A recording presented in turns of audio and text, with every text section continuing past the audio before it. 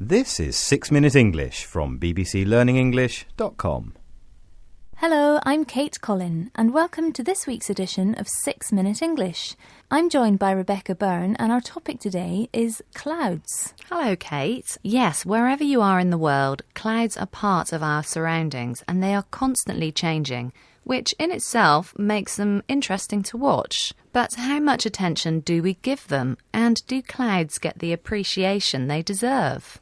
Well, I have to say that here in the UK, we often see the appearance of clouds as a negative thing, because seeing them in the sky usually means that it's about to rain. Well, yes, unfortunately, here in England, people do tend to dread the appearance of grey clouds and would rather have clear blue skies instead. I have to say, though, we have lots of other types of clouds of all colours and shapes, and not just grey ones. So, Rebecca, do you think you take much notice of clouds in your everyday life? Most days, I must say, I don't really take much notice of them, no, unfortunately. But sometimes if I'm sitting in the park on a hot day, then I will look up and just gaze up at the sky. So moving on, here's my question for this week. Now, not all clouds are a sign for rain. In fact, some clouds mean that good weather is about to arrive. So which type of cloud do you think signifies good weather? Is it A, a wispy and thin cloud high up in the sky? B, a tall, fluffy cloud, or C, a grey, flat cloud? I think it's A, a wispy, thin cloud. All right, well, we'll check your answer later in the programme. But now we're going to hear from someone called Gavin Pretor-Pinney, who has a special interest in clouds. In fact, he's written a book about them and is the founder of the Cloud Appreciation Society. This is a club where people can share their photographs on the internet and talk about their interest in clouds with each other. So let's listen to the first extract. He's talking about how different types of clouds are classified. So have a listen. How many groups are there? There are 10 basic ones. They're called genera. They're the 10 basic groups. But there are lots of species and varieties. There's a whole range, a whole host of other formations. He said there are 10 basic types of clouds, but there are lots of species or varieties. The word species normally refers to a set of animals or plants, although here it refers to clouds, where certain things have similar characteristics to each other.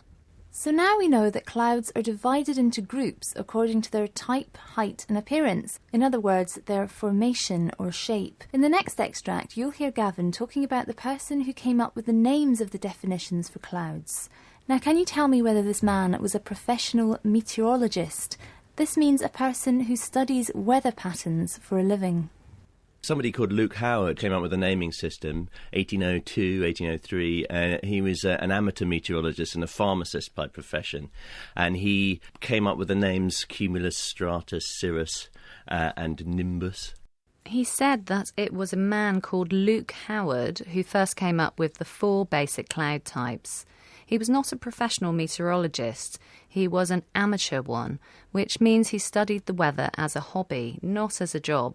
He was in fact a pharmacist. Interestingly, the 4 names he came up with are still being used today over 200 years later. The 4 types of cloud are cumulus, stratus, cirrus and nimbus.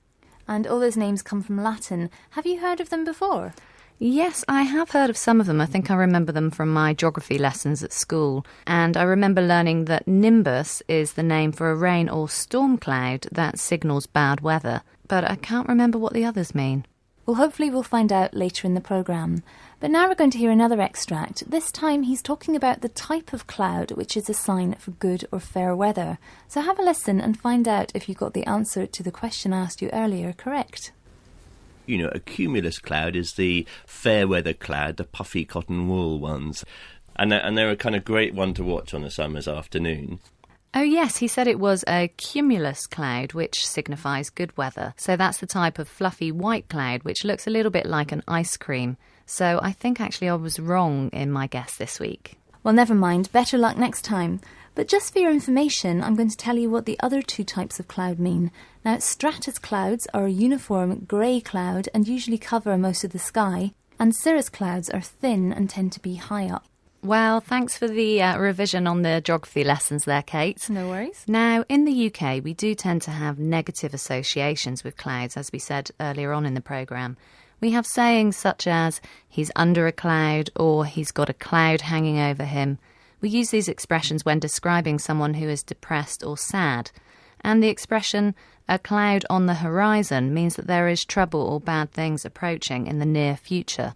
But not every culture uses clouds to describe a negative or bad thing. Let's listen to the next extract. Which country has a different attitude to clouds altogether? There's an Arabic phrase that they use in Iran and Iraq, which is that when someone's lucky or blessed, they say his sky's always filled with clouds. He said that in Iran and Iraq, when someone is lucky, they say his sky is filled with clouds. Definitely a different attitude to the one we have here in the UK.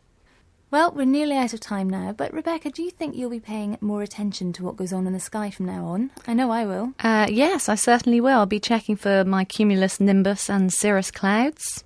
Good, well, I'm glad you've learnt something in today's programme. So that's all we've got time for. Until next time, happy cloud spotting. Goodbye. That was 6 Minute English from bbclearningenglish.com.